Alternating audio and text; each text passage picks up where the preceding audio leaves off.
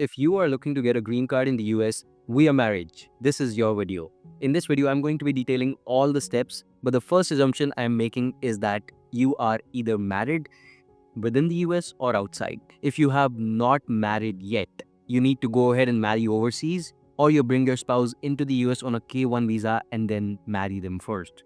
Only after that can you apply for a green card. So if you've married someone from the US, you will be able to get a green card and you'll be able to stay here permanently in the US and also apply for citizenship. There are two major pathways. Number one is adjustment of status.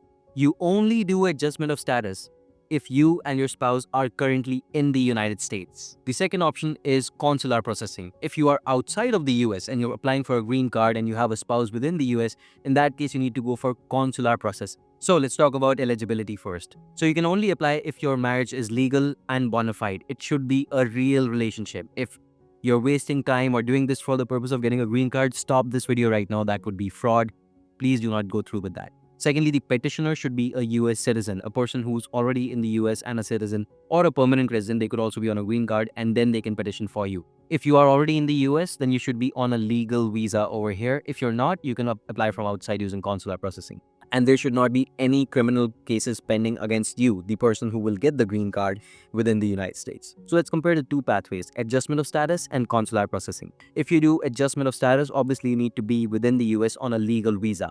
Otherwise, consular processing can be happened from overseas. In the adjustment of status pathway, you can get a work permit in just 3 to 5 months. However, using consular processing, which is done at a NVC, National Visa Center, it is given to you immediately after you enter the US. Can you travel during these processes? During the adjustment of status, yes, but you will need to apply for advance parole. For NVCs outside the US, you can travel anytime, no problem. What about the immigrant intent problem? Well, that can only happen in adjustment of status because you deal with the USCIS. There's no such problem if you have immigrant intent as well if you go for NVC. Let's talk about the cost as well. Adjustment of status within the US is going to be slightly costlier than NVC, which is consular process. The risk of denial is also higher with adjustment of status because you have to prove quite some things to the USCIS. For the first one, the adjustment of status, you interview with the USCIS. For the second one, the consular processing, you interview with the consulate or the embassy within your country.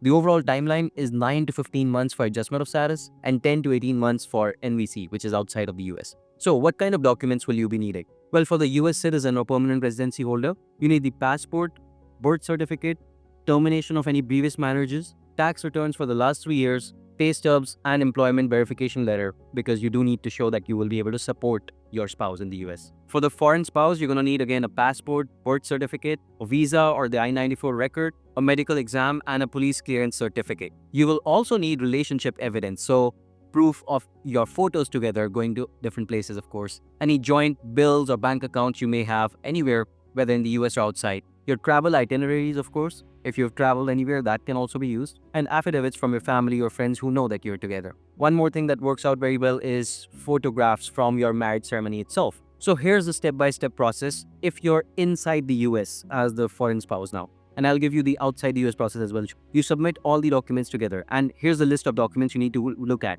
First is your I-130, which is the petition for the alien relative. This basically proves that you have a valid marriage. Then you need I-130A if you want to submit some additional documents about the spouse.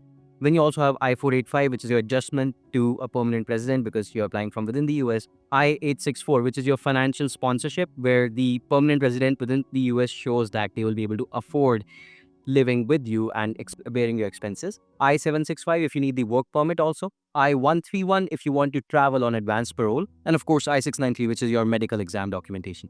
Out of these documents, I want to talk briefly about the I-864, which is your affidavit of financial support. The US sponsor must be able to make sure that they have an income which is worth 125% of the federal poverty line so that they can show that they are able to support you within the country. If the income is insufficient, they could consider adding a joint sponsor. They could also add their assets, such as their bank balance, property, or anything else. The minimum requirements for a household of just 2 of you would be somewhere around $26,000 to $27,000 as of today. If it's a household of 3 or more, then it'll go above $32,000 in many cases. This is per annum. You need to be able to prove that you will have access to this kind of money. Remember that without this document, you will not be able to go ahead and apply for this visa or bring the spouse into the country on a permanent residence card. And it's very important because it's a bond. Once you sign this, the accountability doesn't just end very easy. So just because you might get a divorce, for instance, doesn't mean that you will financially not be responsible for your spouse. So be very careful while signing this. After these documents are sent, you go in for your biometrics, where the USCIS takes fingerprints and photos. And then your work permit and advance parole comes within 3 to 5 months. It allows your spouse to work legally and to travel internationally while being in the US during the adjustment of status process. Then you attend the marriage interview at USCIS within the United States. If you're married for less than 2 years, you'll get a 2-year conditional green card. If you've been married for more than 2 years, it'll be more of a permanent green card, which will be given to you for 10 full years. Now, what do you do if it's outside the US? Well, it's pretty much the same documentation, similar, and you go for consular processing at the embassy or consulate next to you. So you submit the I-140 online or by mail. But this time you go for NVC processing, which requires a couple of additional documents like the BS-260, which is your online immigrant visa application, still the financial document I-864, civil documents such as passport, birth certificate, marriage certificate, and some others, which prove that your marriage is legitimate, of course, and then the police clearance certificate. Step 3 is to go for your medical and the embassy interview. So the foreign spouse can attend the embassy interview alone as well. And after that, they're given a visa approval through which they can go ahead and join the spouse within the US. Here are the timeline estimates if you do it from inside the US. It takes 1 to 2 months for the receipt and the biometrics, and the interview plus green card approval will take 9 to 15 months total. Consular processing I-130 itself takes 5 to 10 months, and then NVC will take 2 to 3 months on top of it. Of course, then there's also the embassy wait time, which can last from 2 to 5 months. Overall, you're looking at 10 to 18 months over here. So here's the total cost breakdown if you are within the US. The I-130 itself will cost you $675. The I-485 should cost you $1,440. On top of that, you should have a medical exam between $200 to $500, bringing your total to somewhere around $2,100 to $2,600 within the US. Outside the US, I-130 is still $675. However, the NVC fee in this case would be $445. And then the embassy medical between $200 to $400, bringing your total estimate to $1,300 to $1,500. You could also add in an attorney, which would in either case cost you somewhere between $4,000 to $600. Having an attorney is not mandatory for this process, but having one can definitely help a lot. So the common reasons for denial would be that the USCIS or the embassy itself thinks that the marriage is fake.